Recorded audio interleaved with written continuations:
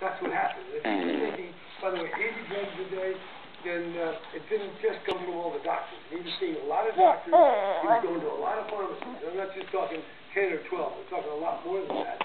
But to take 80 a day, he'd have to go to a certificate if he was going to sustain that habit for any period of time. Well, that's what we were talking about earlier. 80 pills, Mark was saying at one point in the past, 80 pills a day. Before you said you were taking 55 of them a day. How are you getting 55 of them a day? I got them from different people that I knew who actually had prescriptions that the doctors had then print out.